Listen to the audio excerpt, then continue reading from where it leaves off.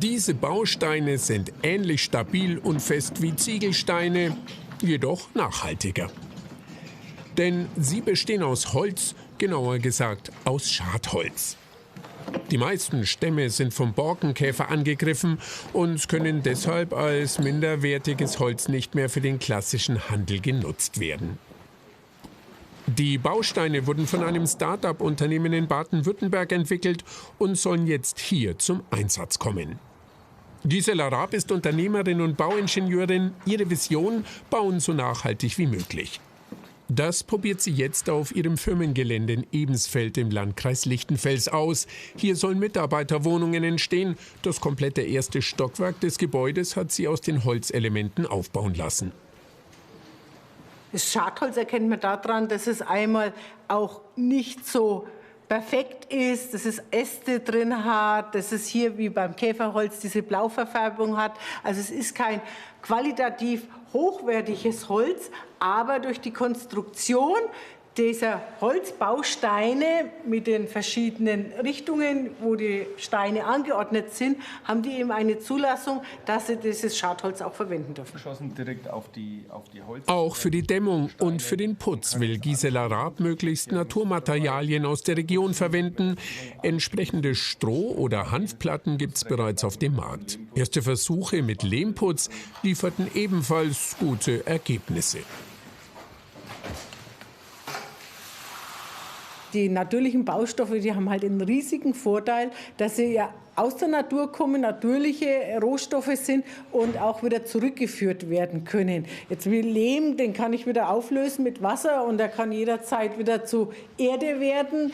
Oder auch Holz wächst ja ständig nach, Hanf wächst nach. Also dass wir von den künstlichen Baustoffen, die ja meistens erdölbasiert sind, wegkommen zu dem, was uns die Natur gibt.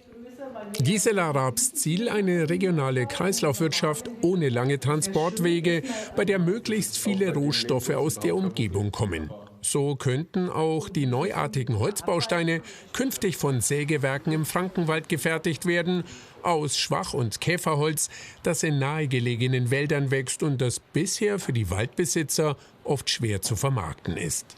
Die haben ja so Zapfen, sage ich, unten ist das Loch.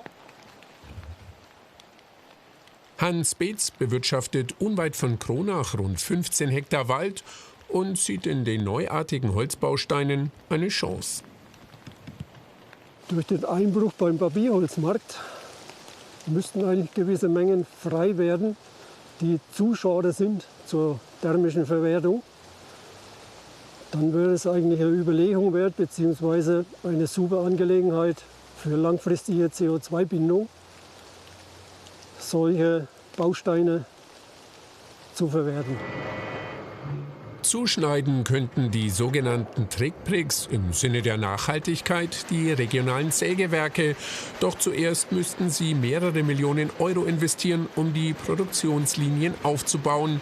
Davor scheuen sich viele aktuell. Bisher hat jeder Säger, auch wir, das Holz, das Schnittholz, was wir produzieren, ja eigentlich immer ganz gut vermarkten können. Auch das Schadholz.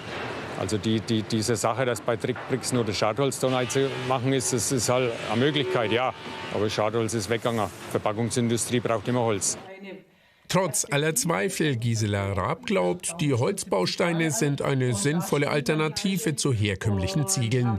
Davon ist auch Baustoffhändler Johannes Eberlein überzeugt. Gemeinsam mit der Bauingenieurin experimentiert er mit verschiedenen nachhaltigen Werkstoffen.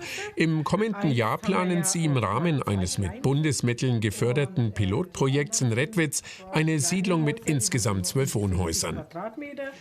Die Entwürfe stammen von Studierenden der Hochschule Coburg, die das Projekt wissenschaftlich begleitet. 6 der Gebäude sollen mit Holzbausteinen gebaut werden, die anderen aus Hanfkalkstein bzw. aus Lehmziegeln.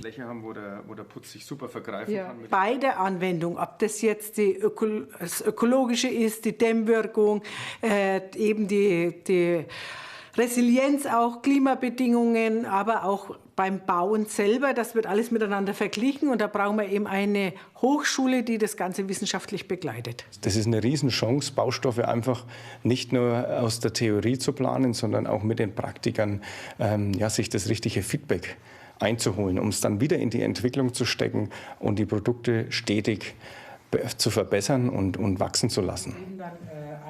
Mit den Bauprojekten will Gisela Raab ihre Vision verwirklichen, will nachhaltiges Bauen und Wohnen marktfähig machen. Ein Hemmschuh sind im Moment allerdings die Preise, denn die nachhaltigen Werkstoffe sind aktuell noch deutlich teurer als herkömmliches Baumaterial.